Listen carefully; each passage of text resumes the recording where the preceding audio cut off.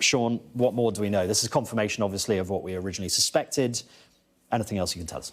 Yeah, but it's probably worth just going over the background. This is Wednesday last week, an Embraer jet crashed. There were 10 bodies allegedly on board. The manifest had 10, 3 crew, 7 passengers, which allegedly included Yevgeny Prigozhin and some of his henchmen. But of course, there were sceptics at the time who wondered whether he was actually on the flight at all, whether this might be some sort of front for him continuing to survive despite what he did. And of course, the investigation that's going on is a Kremlin-sponsored investigation. It's almost certainly the Kremlin that were involved in the initial decision to bring down the aircraft. So there's a somewhat degree of scepticism, and that the conclusion of all these reports is already written. But will the proof actually be available to everybody else? If Prigozhin had remained alive and ever popped up on a Caribbean island wearing one of his infamous wigs, what would be the impact on Putin? He would have looked thoroughly weakened. If you remember, Prigozhin survived over 2 months after his abortive coup attempt. Many were questioning why Putin hadn't acted swifter. It appears now that the action has been taken. It suits the Kremlin for them to assert that he's dead, and therefore releasing this information a bit earlier than we would normally expect to see it is very convenient for the Kremlin, regardless of the circumstances. But if you're asking me as a military analyst, almost certainly he was on that plane and almost certainly he died. And it's going to be interesting, isn't it, when they eventually, whenever that's going to be released, what they say happened. Obviously, you've got to take everything with a pinch of salt, but that is what everyone's sort of looking at. What is the official, in inverted commas, explanation as to what happened to that plane? It'll be fantastic to see what sort of story they can fabricate about this, because most of the facts, if you look at the catastrophic consequences of the accident, we've seen the video footage of it falling, which is very difficult to doctor. This was falling out of the sky, almost certainly some sort of explosion. And quite how the Kremlin will fabricate a story around that will be interesting to see.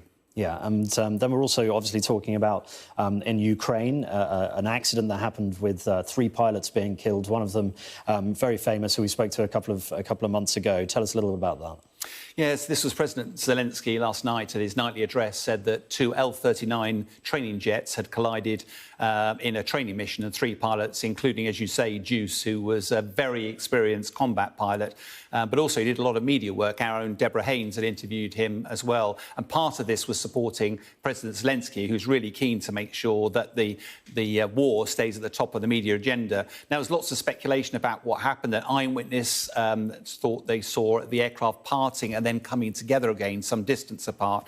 All of that is conducive with they were doing a combat mission, as we used to do ourselves on the front line. You go up as a pair of aircraft, you'd separate for a few miles, then fly straight at each other.